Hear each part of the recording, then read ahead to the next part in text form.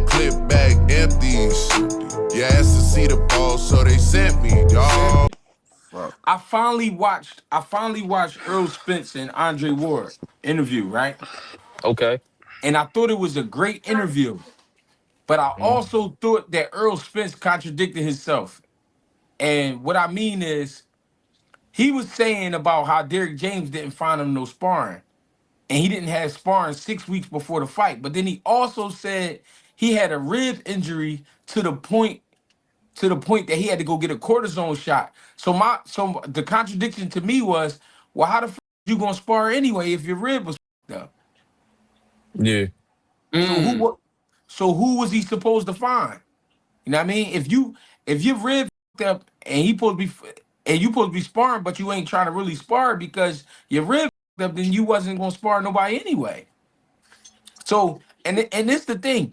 I think Earl was a stand-up guy. I don't think he was trying to really just throw Derrick James under the bus, because what he did say was, it's a lot, and I'm gonna say more after I retire. And I'm like, all right, I can respect that. But if you're gonna say more after you retire, then you shouldn't have said nothing, because now it just sounds kind of crazy when you really listen to it.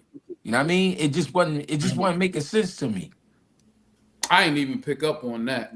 I was just thinking about, when I made the comment I made the other day, I was just thinking about, because I watched, that's why I posted the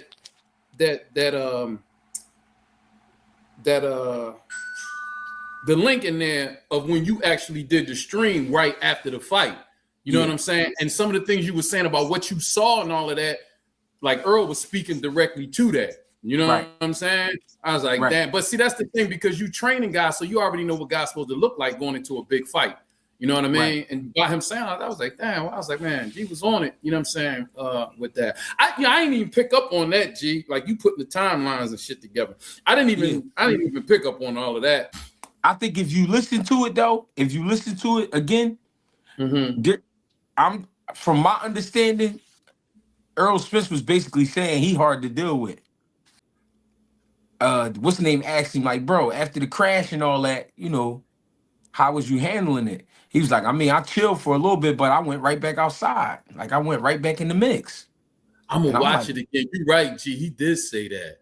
So I'm saying to myself, I'm like, all right, if I'm a trainer and this is my fighter and he got all this shit going on, and the first thing he could do, the first thing he want to really do is go back into the bullshit, he really ain't taking this shit serious no more.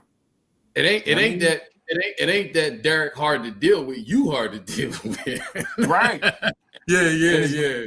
And it's like, bro, you want me to put my name on something, but you really ain't locked in. You ain't locked in like you usually are. Now, after going through all the experiences he went through, now he seemed like he more locked in, like he more, you know what I'm saying?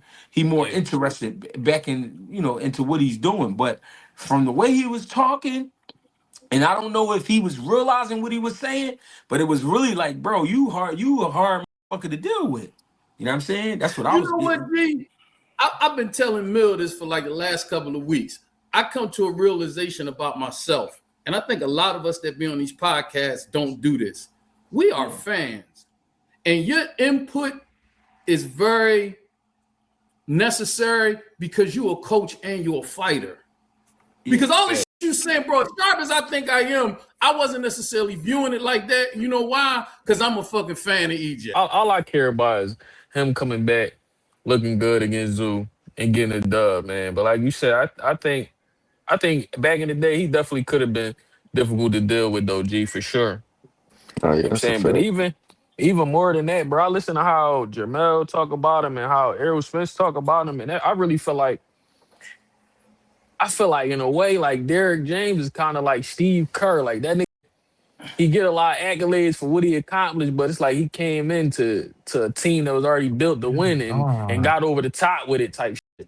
Like Errol Spence. But the thing is, he built Errol Spence up like from the ground up. So I can't really say that. But, you know, like, the Warriors was already built when Steve Kerr got there. Mark Jackson did the work, but he got the chip. Yeah. Like, Jermell was Jermell when he got him, and then he got him to undisputed. Errol was nice, and he got over the top with him, but it's like they really felt like they got to a point where they plateaued with him and really wasn't learning shit. Like, he like the old dog that really ain't trying to learn no new tricks. He the personification of, if that shit ain't broke, I ain't even gonna try to fix that shit. Right. You And feel me? no, you talking real shit because I feel like this off of what you just said too about feeling like Derrick James and Steve Kerr. In a way, he was though because he didn't ask for this shit. He asked to be a great coach. He didn't ask for all the attention. You know what I'm saying? Yeah. When you start getting all that attention, that's the part that's like overwhelming because it's like, all right, I got two champions, but these is not just two champions. They two of the biggest and best in the world. You know what I'm saying? So Mm-hmm. now you got motherfucking Anthony Joshua stopping by. Now you got Ryan Garcia want to stop by. Now you know what I'm saying? That's Yeah. extra shit, man. Like you don't be asking for that, but you're not gonna turn it down because the check is that. The check is real. Fact. So you're not about to Fact. say no. You know what I'm saying? And nigga, I got a family too, and I want to retire one day too, and I want to, you know what I mean? I want to be cool. So yeah, I'm gonna take on some of these other cases. And I think what happens is when you got all that firepower in one room, motherfuckers start feeling like you don't fuck with them, or they Mm. feel like you fuck with another fighter. You know what I mean? More than you fuck with them, and it's like, bro, it's not that. I just got a job to do. You know what I'm saying? Yeah. And he's new to my situation, so he's a little more excited, and I'm excited because he's excited. But you kind of coming in here like, man, this that same old pad work, it's that same old bag work, it's the same old Mm-hmm. jump rope. You know what I'm saying? So you get energy. The energy I'm getting from you is like a little like, damn, it's dry. But then with you know what I mean, with these other guys, they excited to work with me. So I can understand them, both sides. You know what I mean?